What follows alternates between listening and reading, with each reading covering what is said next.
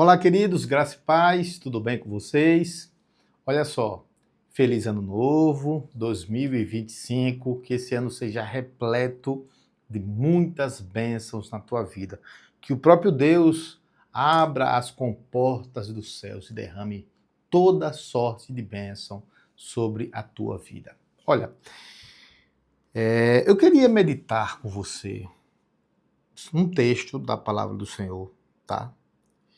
Que é alvo de muitos estudos, é alvo de temas da igreja, e é importante a gente estudar. Eu peço a você um pouco de paciência para que a gente possa explicar e você possa compreender, tá? Tudo à luz da palavra do Senhor, bem como eu trouxe aqui 2 comentários, tá? Bíblicos, um expositivo e um exegético, que vai nos ajudar na compreensão daquilo que é o texto. Mas, em primeiro lugar, eu queria dizer o seguinte, veja só. Muitas questões de interpretação da Bíblia, ela vai ser solucionada dentro do seu contexto. Então, por isso, do perigo de a gente pegar um texto, isolar do seu contexto e interpretar aquele texto de forma isolada, tá? Há uma frase muito conhecida na teologia que é: texto fora de contexto vira pretexto aí para você pregar qualquer coisa, para você pregar heresia, para você montar qualquer tipo de linha de pensamento e etc, certo? Então, o texto ele tem que ser analisado dentro do seu contexto. Não existe essa questão, o contexto tem que ser profético. Não, o contexto tem que estar no texto. Está aqui no texto, certo? E aí o contexto pode ser anterior, posterior, imediato, mediato, às vezes no livro, às vezes no testamento e às vezes na Bíblia como um todo. Tá bom? Então veja só, vamos lá. Então, primeira coisa, eu preciso analisar o texto dentro do seu contexto. Isso aí já vai me resolver. Às vezes, eu preciso pegar o texto e colocá-lo, tá? Dentro de várias traduções da Bíblia diferente, que isso já resolveria parte do meu problema, certo? O que eu quero falar com vocês é sobre o texto Jeremias 48, verso 6. Diz assim: fugi, salvai a vossa vida, e sereis como a tamargueira no deserto, certo? Fugi, salvai a vossa vida, e sereis como a tamargueira no deserto. Bom, esse texto aqui está na tradução revista e corrigida de 69. Vamos fazer um passeio agora em algumas traduções para que a gente possa verificar o que as outras traduções falam sobre esse texto especificamente. Vamos lá. Então eu vou aqui para a NAA, tá? Almeida Atualizada. Fujam, corram para salvar a sua vida, ainda que vocês venham a ser como um arbusto solitário do deserto. Então veja que o texto já esclareceu um pouco mais, tá? O texto já esclareceu um pouco mais aqui para nós. Fujam, corram para salvar a sua vida, ainda que vocês venham a se tornar, a ser como um arbusto solitário no deserto, tá? Então veja, já vamos começar a falar algumas coisas. Esse texto está falando das qualidades, do fruto que dá a tamargueira? Me parece que não. Me parece que não.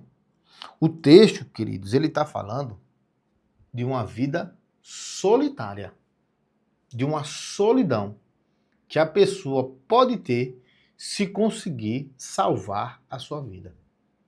Se conseguir fugir e salvar a sua vida. Essa pessoa seria solitária, certo? E não, o texto não fala aqui diretamente, nem indiretamente, de uma planta que dá sombra, que dá um fruto, que fica doce, que cai no chão, nada disso. Nem na geografia bíblica a gente encontra esse tipo de interpretação aqui. Mas vamos lá, por enquanto estamos só no texto. Vamos lá, vamos para outra versão da Bíblia aqui. Vamos pegar uma NVI, que é a Nova Versão Internacional, versão pela qual eu tenho uma identificação muito grande. Vamos lá. Fujam, corram para salvar a vida. Tornem-se como um arbusto no deserto. Então ele está dizendo, ó, fuja a sua vida e se torne um arbusto no deserto. Certo? Vamos lá. A NVI não ajudou tanto, né? Vamos para outra versão? Vamos lá. Vamos para a Nova Versão Transformadora, a linguagem de hoje, né? Ouve-se gente gritando, preste atenção. Depressa, fuja para salvar a sua vida, corram como um jumento selvagem no deserto.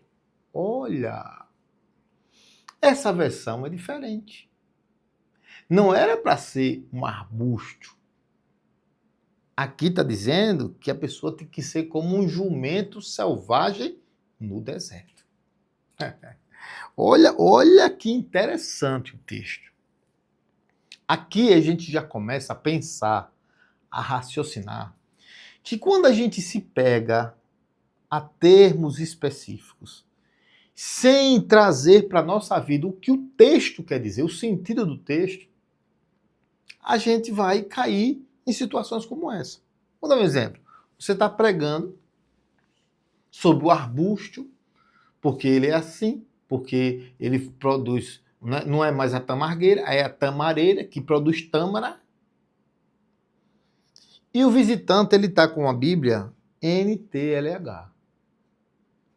Mas a Bíblia aqui está dizendo que é para ser como um jumento. O jumento dá fruto?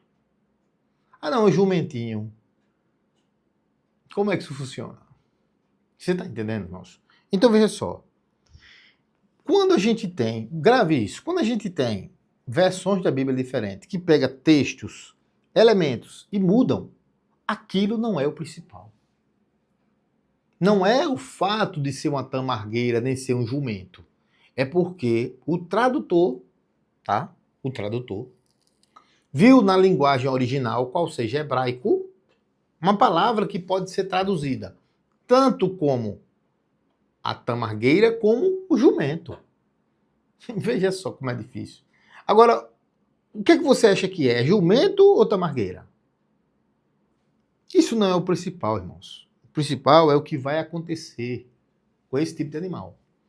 Porque a gente vai ver algumas coisas. Daqui a pouco eu falo que está dentro dos comentários, tá? Então essa versão vai falar sobre seja como jumento selvagem. Vamos para outra versão aqui. Vamos para essa versão aqui, a Nova Versão Transformadora, a NVT. Fujam para salvar a vida. Escondam-se no deserto. Olha aqui, como foi que essa versão fez? Essa versão se preocupou com um sentido, com um significado. Então ela disse assim, fujam e escondam-se.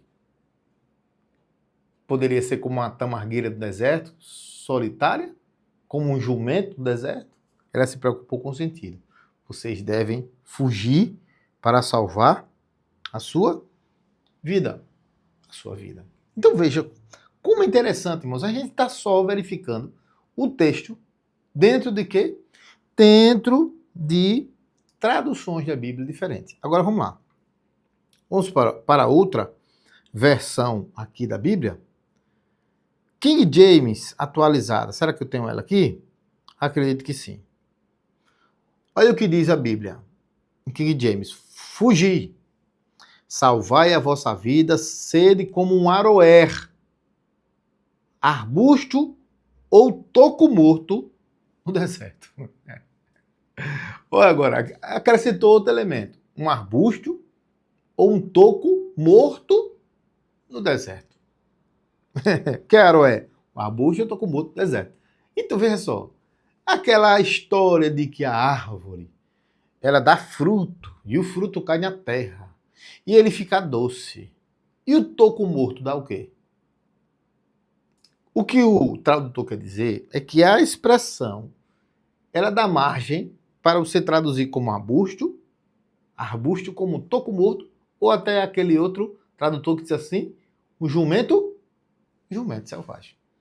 Então veja só, são coisas, irmãos, que a gente aprende, que a gente não pode se atentar para isso. A gente precisa entender o significado do texto. O que é que Deus queria mostrar com o texto no seu sentido geral. Isso aqui é muito profundo, né? Agora, vamos lá.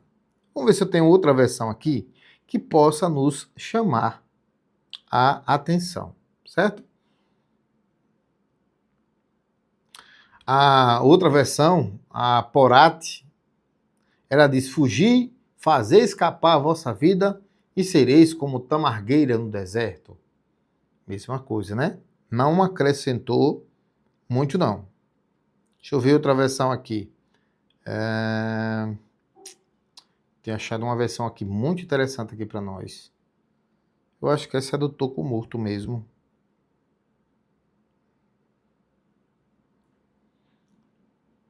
É, toco morto. Seria toco morto, veja. Um arbusto ou toco morto no deserto. Veja, irmãos, olha só o que a gente está querendo dizer. A gente está querendo dizer que a gente não pode, irmãos, de forma nenhuma, tá, se apegar a determinadas expressões da Bíblia. Por quê? Porque essas expressões da Bíblia, elas podem ter vários sentidos no original. E os tradutores, irmãos, não conseguiram firmar com 100% de certeza o que aquela palavra no original hebraico significa, traduzindo para a nossa língua. Isso é uma dificuldade de interpretação da Bíblia que os tradutores têm, dada aos abismos de interpretação que se tem. Abismo histórico, geográfico, espacial, temporal, linguístico e etc, etc, tá? Então, a gente precisa primeiro verificar essa situação, tá bom? Bom, vencida essa situação, certo? A gente vai agora verificar, vamos voltar para a revista corrigida, que muitas pessoas gostam disso, né? A revista corrigida. E vamos tentar analisar o texto, só parte, né, irmãos? Vamos ficar muito longo o versículo. O que está acontecendo aqui, irmãos? Existe uma profecia do Senhor contra Moabe. Um povo que era povo inimigo do povo de Deus. Certo? Moabe era o povo inimigo de Deus. E o Senhor estava levantando a Babilônia para poder arrasar com Moabe. Arrasar com o povo de Moabe. Certo? Então essa profecia não é contra o povo de Deus para que o povo de Deus possa se salvar. É contra Moabita. E por quê? Porque Deus se levantou contra Moabe. E aí a gente precisa entender. Eu vou ler alguns versos. Vamos lá. Contra Moabe, assim diz o Senhor dos Exércitos de Israel. Então, na verdade, irmãos, porque Deus estava, preste atenção nisso aqui, Deus estava indo de encontro a Moabe porque ele se levantou contra Israel. E algumas coisas mais que eu vou dizer, tá? Vamos lá. Ai de Nebo, porque foi destruída e envergonhada, está Quiriate-Jearim, já é tomada. Misgabe está envergonhada e espantada. Preste atenção. A glória de Moabe não é mais. Em Esbom, pensaram mal contra ela, dizendo: vinde e desarreguemo-la, para que não seja mais povo. Também tu, ó Madmen, serás desarraigada a espada, e te será erguido voz de grito em Horonaim, ruína e grande destruição. Está destruída Moabe, seus filhinhos fizeram ouvir gritos, porque pela subida de Luíte eles irão com choro contínuo, porque na descida de Horonaim os adversários de Moabe ouviram um lastimoso clamor. Isso é profecia, né? Fugi, salvai a vossa vida e sereis como tamargueira do deserto. Então o Senhor está dizendo para o povo de Moabe, que se levantou contra o povo de Deus, que ia ser destruído. Chegou a hora de Deus fazer justiça e destruir Moabe. Então essa profecia não é para o povo de Deus, não é para a igreja, é para o povo de Moabe, que um dia se tornou inimigo do povo de Deus e levantou contra ele. Você é inimigo do povo de Deus, irmãos? Essa mensagem poderia, só uma reflexão, ela poderia ser aplicada para você na igreja? Ou seria aplicada para o mundo que está aí fora? Entendeu? Vamos lá. Agora vamos ver o verso 7. Presta atenção. Porque por causa da tua confiança nas tuas obras. Eita. Sabe o que Moabe dizia? Porque a obra que nós fazemos. Coincidências? Vamos lá. Por causa na confiança das tuas obras e nos teus tesouros. 2 bilhões. Nós temos 2 bilhões, não precisamos de nada. Aqui nós não cobramos dízimo. Vai nessa. Vamos aqui. Também tu serás tomada, e Caimós sairá para o cativeiro, os seus sacerdotes e os seus príncipes juntamente. Há um juízo do Senhor sobre o rei de Moabe, sobre o líder de Moabe, sobre os sacerdotes e sobre todos os príncipes. Todos, porque participaram dessa situação, desse orgulho, dessa confiança nas suas obras, nos seus tesouros, nos seus feitos. Totalmente contra a mensagem de Cristo. Bem-aventurado os humildes de espírito, porque deles é o reino dos céus. Aí a Bíblia vai dizer, porque virá o destruidor sobre cada uma das cidades, nenhuma escapará, e perecerá o vale, e destruir-se-á a campina, porque o Senhor disse, o Senhor está dizendo que vai arrasar, vai destruir com tudo, por conta do orgulho, da prepotência, da arrogância do povo de Moabe. Aí, dai asas a Moabe. Opa! Olha como é interessante. Das asas a Moabe, porque voando sairá, e as suas cidades se tornarão em assolação, e ninguém morará nela. Vai destruir tudo e não vai ficar ninguém. Dai asas a Moabe. Sabe o que isso quer dizer, irmãos? A velocidade com que as pessoas deveriam sair de Moabe para tentar salvar as suas vidas. Para tentar salvar as suas vidas. Daí porque alguns comentaristas vão dizer que a associação ao arbusto e ao jumento é por conta da velocidade com que o arbusto era movimentado pela força do vento do deserto e por conta do jumento do deserto que velozmente corria naquele lugar. Tem um sentido? Tem, combina com o contexto aqui, né? Vamos lá. Mas isso é o mais importante. O Senhor disse que o povo devia sair com grande velocidade. Está aqui. Dai asas a Moabe, porque voando sairá, e as suas cidades se tornarão em assolação. E ninguém morará nelas. Aí vem um texto muito conhecido seu, meu Deus. Maldito aquele que fizer a obra do Senhor fraudulentamente. E maldito aquele que preserva a sua espada do sangue. Esse aqui, irmão. Se você não faz a obra, Você é maldito, vem maldição sobre a sua vida. Isso aqui é maldição, é sobre Nabucodonosor e sobre todo o seu exército, se ele não levantasse a sua espada para destruir Moabe. Você é Nabucodonosor? Você é da cidade do Senhor? Tirou o texto do contexto, tem maldição sobre a sua vida, né? Vamos lá, vamos seguir. Moabe esteve descansado desde a sua mocidade, e as suas fezes repousaram. Não foi mudado de vaso para vaso, nem foi para cativeiro, por isso conservou o seu sabor, e o seu cheiro não se alterou. Portanto, eis que dias vem, diz o Senhor, que eu lhe enviarei derramadores, que o farão andar em grandes passos, e despejarão seus vasos, e romperão seus odres. E Moabe terá vergonha de Camós, como se envergonhou a casa de Israel de Betel, sua confiança. Eita Deus! Como direis, somos valentes e eu me esforço para a guerra. Como é que você pode dizer isso?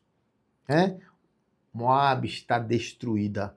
Subiu suas cidades, os seus mancebos escolhidos desceram à matança, diz o rei, cujo nome é o Senhor. Está prestes a vir a perdição de Moabe e apressa-se muito o seu mal.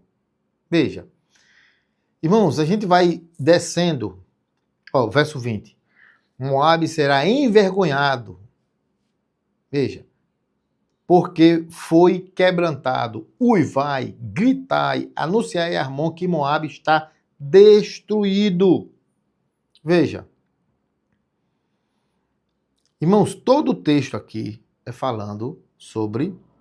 deixa eu falar do 29, que é interessante, tá? O 29 diz assim: ouvimos falar da soberba de Moabe. Ouvimos falar da soberba. Irmãos, essa mensagem é para quem? É para quem essa mensagem? Você poderia me dizer? Copie aqui, irmãos. Para quem seria essa mensagem? Ouvimos falar da soberba de Moabe, que é soberbíssimo. Eita! Não aceita conselho de ninguém. É a minha revelação. Deus fala comigo. Tomo café com um anjo. Só eu. Rapaz, isso aqui está parecendo mais a história do próprio Gedeuti Vitalino Gueiros. A própria história da Maranata e da sua liderança. Você não acha, não? Vamos lá. Da sua arrogância, do seu orgulho, da sua altivez e da altura do seu coração. Eu conheço, diz o Senhor, a sua indignação, mas isso nada é. As suas mentiras nada farão. Deus está falando de Moabe aqui. As mentiras de Moabe nada farão. Irmãos, vou encerrar por aqui. E aqui já deu para entender que essa profecia é a profecia de Deus fazendo justiça a Israel. Fazendo justiça a Israel. Então como é que você pega um texto desse e aplica para a igreja? Sim, você aplica quando você tira o texto fora de contexto para virar pretexto para você dizer qualquer coisa, dizendo que Moabe é o mundo, que a igreja deve se salvar, por aí, tá? Quero comentar aqui, rapidinho, passar aqui um comentário de dois grandes teólogos, tá? Comentário bíblico de Warren Wiersbe. Esse comentário aqui, irmãos, ele é citado por todo mundo. Hernando Dias Lopes, muita gente cita isso aqui. Isso aqui é como se fosse fonte. Tá? Fonte não, como fosse não. É uma grande fonte. A maioria dos comentários e livros citam Wiersbe, tá? Olha o que o Wiersbe fala. Juízo sobre Moabe. Os moabitas eram descendentes de Ló. Agora vamos entender, né? E juntamente com os amonitas eram inimigos dos judeus. Durante a crise com a Babilônia, porém, essas duas nações aliaram-se a Judá numa tentativa infeliz de derrotar Nabucodonosor. Isso está em Jeremias 27, 3.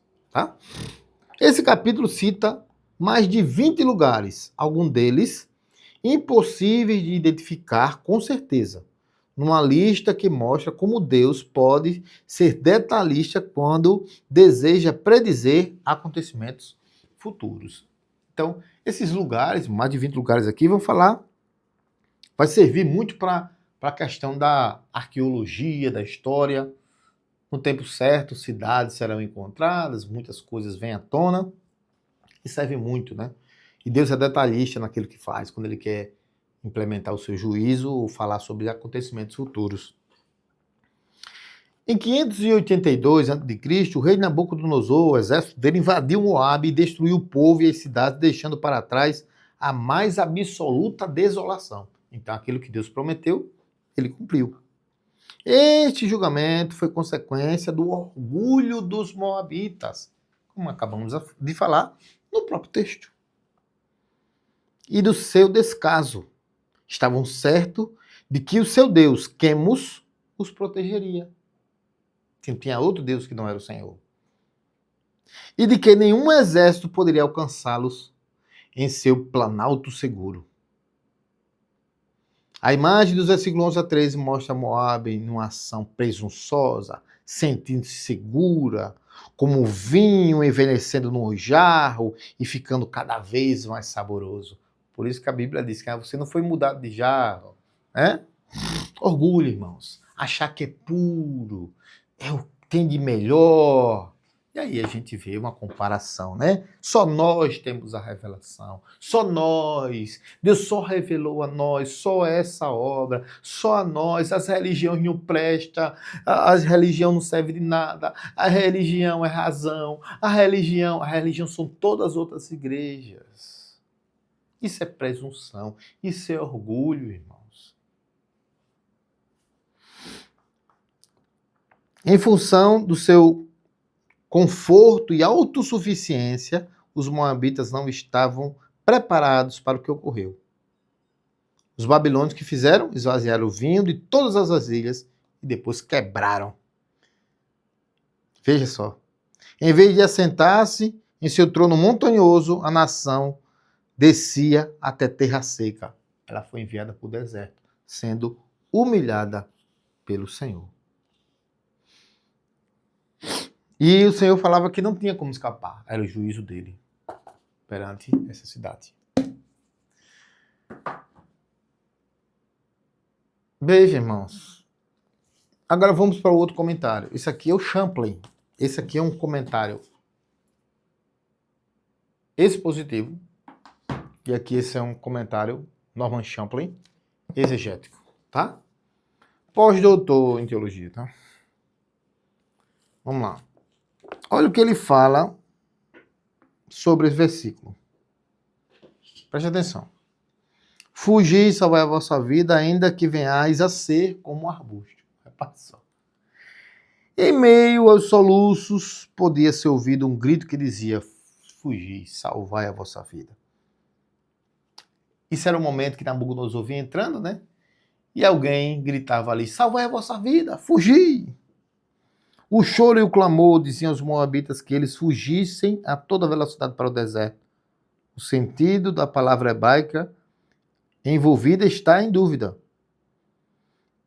Diz aqui, um arbusto soprado pelo deserto. Um arbusto soprado pelo deserto.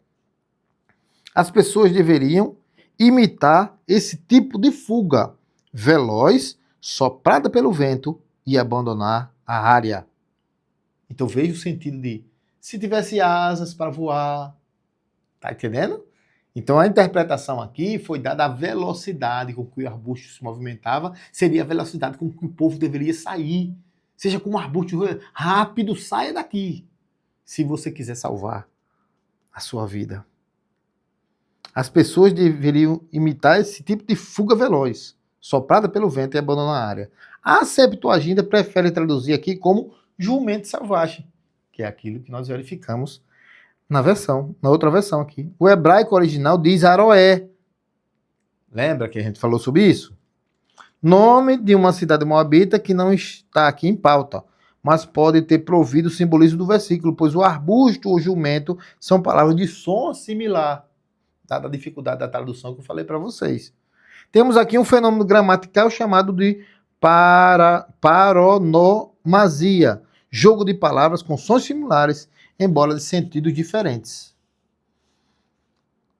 Então, irmãos, o que é que o Senhor está mostrando aqui? O Senhor está mostrando aqui juízo sobre aquela cidade por conta do orgulho dela, da prepotência, da arrogância, daquilo que achava melhor. Mas no meio da destruição, vozes se ouviam e diziam dentro de Moabe: fujam, fujam daí e salvem a vossa vida.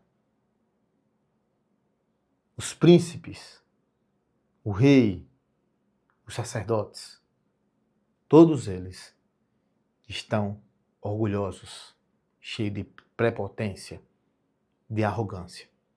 Quer salvar a sua vida? Fuja rapidamente, como o jumento do deserto, como um arbusto soprado pelo vento. Se isole. Saia daí.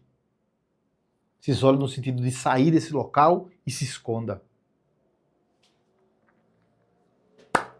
Essa mensagem poderia ser muito bem interpretada, sabe como?